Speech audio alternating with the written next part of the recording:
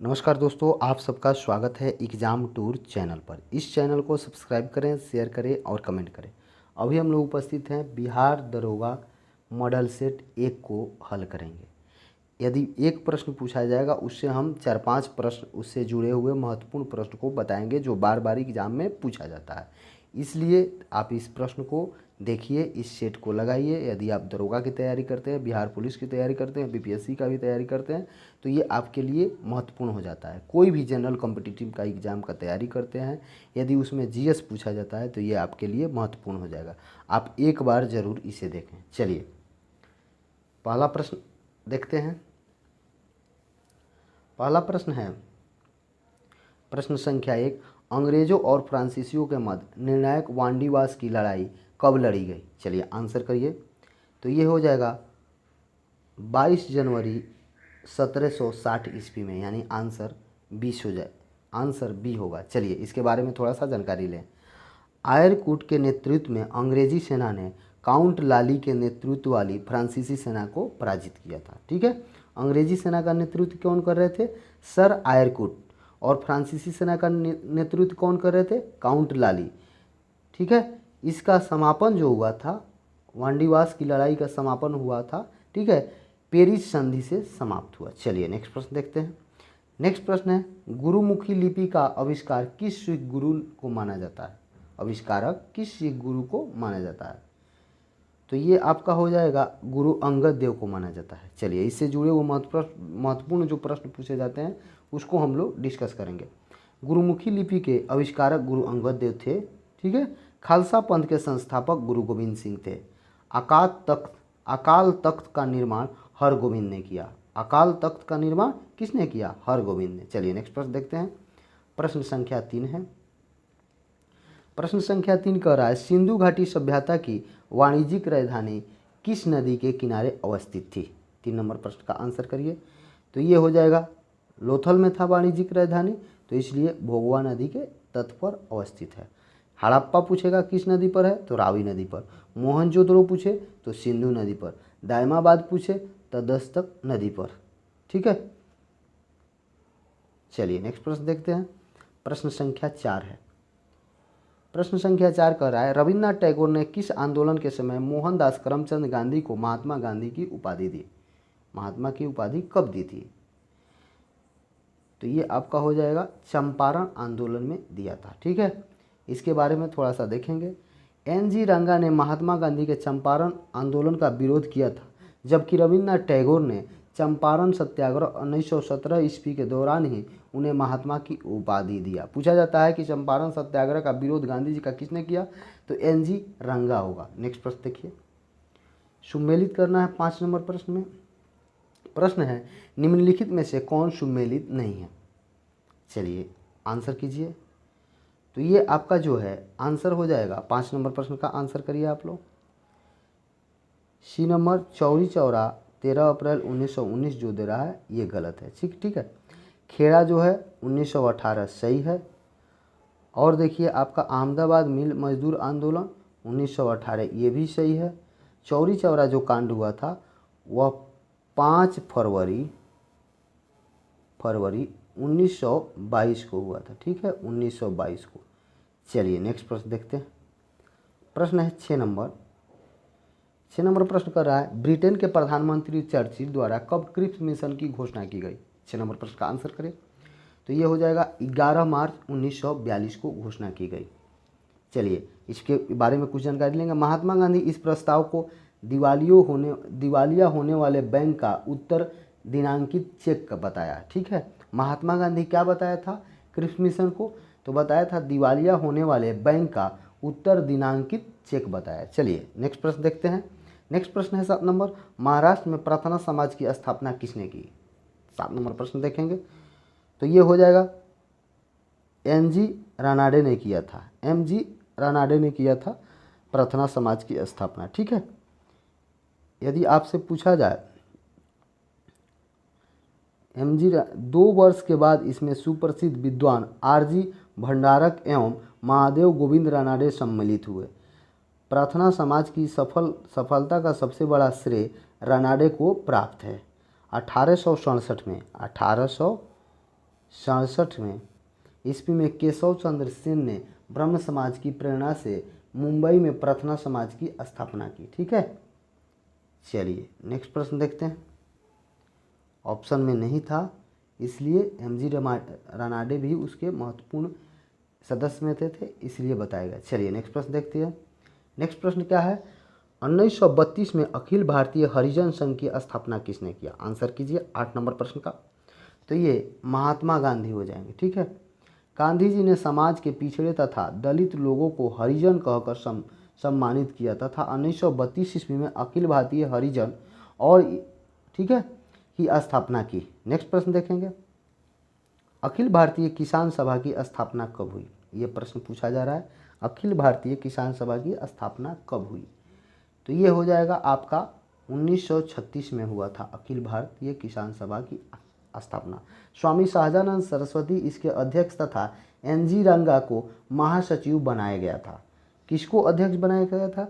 स्वामी सहजानंद सरस्वती और एनजी रंगा को महासचिव बनाया गया था। चलिए नेक्स्ट प्रश्न देखते हैं, उत्पल और लोहार वंश का संबंध है। चलिए आंसर करिए 10 नंबर प्रश्न का। तो ये हो जाएगा जम्मू कश्मीर से। ठीक है, नेक्स्ट प्रश्न देखते हैं। 11 नंबर क्या कह रहा है?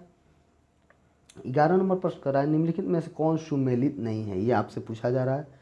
तो ये आपका हो जाएगा 11 नंबर प्रश्न का पार्श्वनाथ जो दे रहा है प्रथम तीर्थंकर, ये गलत है। ठीक है, पार्श्वनाथ 23वें तीर्थंकर थे। ठीक है, कोई दिक्कत? अजितनाथ दूसरे तीर्थंकर सही है, संभवनाथ तृतीय तीर्थंकर सही है, हरिष्णेमी 22वें तीर्थंकर सही है, लेकिन पार्श्वनाथ 23वें तीर्थंकर थे जिनको प्रथम बताया जा रहा है। चलिए नेक्स्ट प्रश्न देखते हैं। 12 नंबर प्रश्न क्या कह रहा है? थोड़ा सा समय लगेगा लेकिन धैर्य रखिएगा। निम्नलिखित में से कौन सोम प्रकाश नामक समाचार पत्र किसने शुरू किया? चलिए आंसर करिए 12 नंबर प्रश्न का। तो ईश्वर चंद्र विद्यासागर ने किया था। सुरेंद्र नाथ बनर्जी ने बंगाली पत्रिका का संपादन किया था। संवाद कौमुदी नामक पत्रिका का प्रकाशन भी किया था। चलिए नेक्स्ट प्रश्न देखते हैं। नेक्स्ट प्रश्न है 13 नंबर क्या कह रहा है? निम्नलिखित में से कौन अष्टाध्यायी के लेखक थे? अष्टाध्यायी के लेखक के बारे में पूछ रहा है, तो ये पाणिनि हो जाएगा। ठीक है, चलिए 13 नंबर प्रश्न के बारे में थोड़ा सा देखेंगे। पूछा जाता है व्याकरण का प्रमुख ग्रंथ कौन है? तो ये हो जाएगा अष्टाध्यायी। वेद व्यास 18 पुराण, ब्राह्मण सूत्र तथा महाभारत के रचनाकार थे। उन्होंने 4 वेदों का वर्गीकरण भी किया। शुकदेव वेद व्यास के पुत्र थे। वेद व्यास के पुत्र कौन थे? शुकदेव। महर्षि वाल्मीकि ने रामायण की संस्कृत भाषा में रचना की थी। चलिए नेक्स्ट प्रश्न देखते हैं। प्रश्न संख्या 14 में क्या कह रहा है? प्रश्न संख्या 14 में कह रहा है कुंवर सिंह 1857 ईस्वी में विद्रोह के प्रमुख नायक थे। वह निम्नलिखित में से किससे संबंधित थे? चलिए आंसर करिए 14 नंबर। वह बिहार से संबंधित थे। चलिए नेक्स्ट प्रश्न देखिए। प्रश्न है निम्नलिखित में से किसने आगरा नगर की नींव रखी थी? चलिए आंसर करिए 15 नंबर प्रश्न का। तो 15 नंबर प्रश्न का आंसर हो जाएगा सिकंदर ने रखी थी। ठीक है, सिकंदर लोदी ने राजस्थान के शासकों पर अपने अधिकार को सुरक्षित करने के लिए 1504 ईस्वी में आगरा नगर की नींव रखी। कब रखी? तो 1504 ईस्वी में सिकंदर ने नींव रखा था। नेक्स्ट प्रश्न देखते हैं। प्रश्न है 16 नंबर।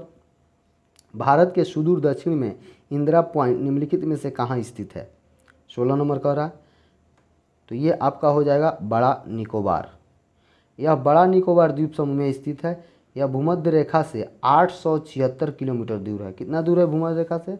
876 किलोमीटर दूर है। चलिए नेक्स्ट प्रश्न देखते हैं। प्रश्न संख्या 17 में क्या कह रहा है? कह रहा है भारत में सबसे बड़ा मिट्टी का क्षेत्र है। चलिए 17 में देखिए, तो भारत में सबसे बड़ा मिट्टी का क्षेत्र जो हो जाएगा कछारी या अर्थात जलोढ़।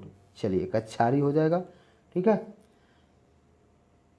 भारत में लगभग 7.7 लाख वर्ग किलोमीटर क्षेत्र में पाया जाता है, जो कुल भौगोलिक क्षेत्र का लगभग 24% है।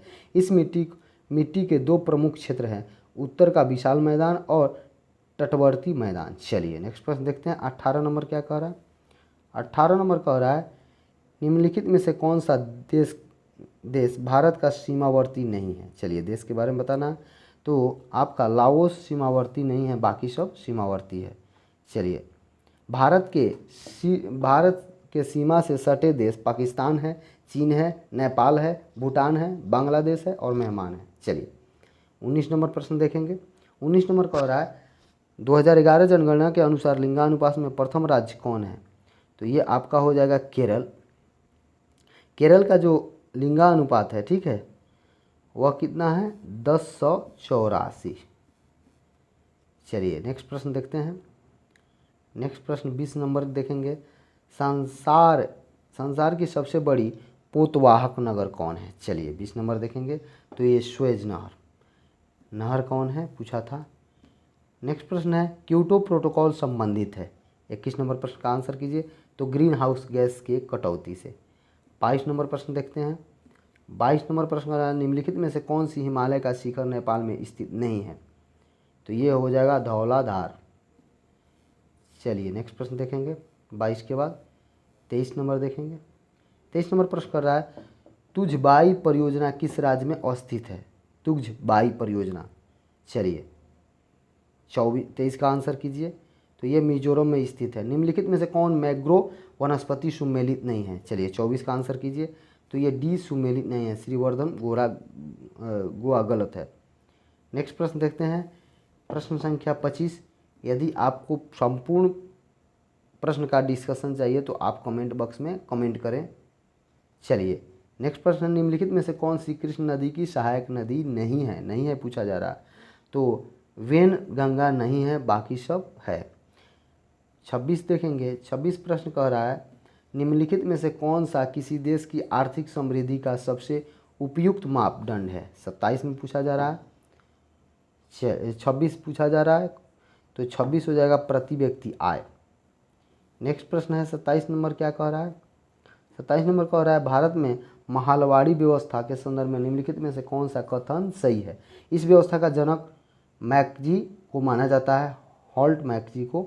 यह व्यवस्था दक्षिण भारत में लागू की गई थी। चलिए आंसर करिए। तो ये हो जाएगा केवल एक सही है।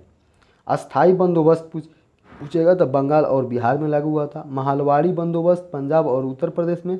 रैयतवाड़ी बंदोबस्त मद्रास और बम्बई में लागू हुआ था। चलिए नेक्स्ट प्रश्न देखते हैं। प्रश्न संख्या 28 क्या कह रहा है?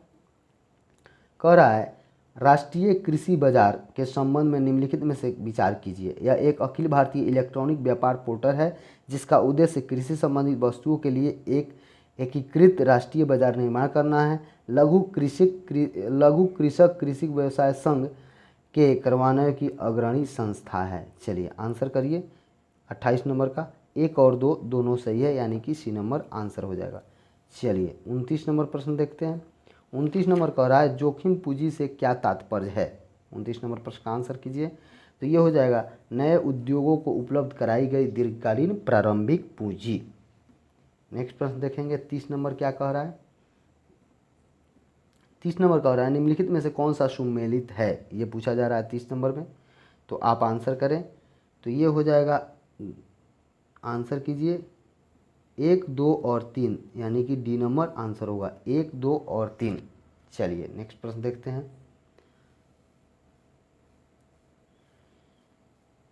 थोड़ा सा चैनल को सब्सक्राइब कर दें, शेयर करें, क्योंकि हम बराबर आप लोगों के लिए मोटिवेट होकर वीडियो बनाएं। निम्नलिखित में से कौन सा राजकोषीय नीति के 3 मूल उद्देश्य शामिल है? चलिए बताइए 31 नंबर प्रश्न का। तो ये आपका हो जाएगा समग्र व्यय, सार्वजनिक आय, सार्वजनिक व्यय, कराधान। चलिए 3 होता है। नेक्स्ट प्रश्न है 32 नंबर। 32 नंबर कह रहा है निम्नलिखित में से कौन सा संगठन वर्ल्ड इकोनॉमिक्स आउटलुक नामक प्रकाशन प्रकाशित करता है? चलिए आंसर करिए 32 नंबर का। तो ये हो जाएगा अंतर्राष्ट्रीय मुद्रा कोष। नेक्स्ट प्रश्न है 33 नंबर क्या कह रहा है? 33 नंबर कह रहा है भारत को 1991 में एक आर्थिक संकट का सामना करना पड़ा। निम्नलिखित में से कौन सा उस संकट का प्रमुख कारण रहा? चलिए 33 का आंसर कीजिए। तो भारत की आय प्रतिस्थापित नीति कारण रहा। नेक्स्ट प्रश्न देखेंगे। प्रश्न है एक पक्षीय हस्तांतरण भाग होते हैं। चलिए 34 का आंसर कीजिए। तो भुगतान संतुलन के चालू खाते का। नेक्स्ट प्रश्न है 35 नंबर, बोल रहा है निम्नलिखित में से सुमेलित कीजिए। ठीक है, कौन सही है ये बताना है। प्रश्न संख्या 35। चलिए, तो ये आपका हो जाएगा 1 का 4, नाबार्ड जो है इसका 4 हो जाएगा। उसके बाद बी का 3 हो जाएगा, यानी 2 नंबर, और 3 नंबर जो है उसका 2 हो जाएगा, और डी का 1 हो जाएगा। चलिए नेक्स्ट प्रश्न देखते हैं। 26 नंबर। 26 नंबर कह रहा है निम्नलिखित में से बैंकों के विलय के लाभ हो सकते हैं। चलिए 36 नंबर प्रश्न दे रहा है, तो ये आपका हो जाएगा 1 2 3 4 5 सभी लाभ हो सकते हैं। वैश्विक बैंकों की उन्नति, बेहतर जोखिम प्रबंधन, बेहतर नियमन, बेहतर ग्राहक सेवा, लागत का स्थिरीकरण। चलिए स्थिरीकरण, चलिए सभी हो जाएगा। नेक्स्ट प्रश्न देखते हैं। 37 नंबर क्या कह रहा है, स्वतंत्रता व्यापार की नीति उस नीति को बताया है जहाँ क्या होता है 37 नंबर, तो प्रशुल्क अनुपस्थित होता है। चलिए नेक्स्ट प्रश्न देखते हैं। 38 नंबर प्रश्न है निम्नलिखित में से कौन सा एक संतुलित बजट को सर्वोत्तम वर्णित करता है। 38 देखिए, तो ये हो जाएगा जब आय और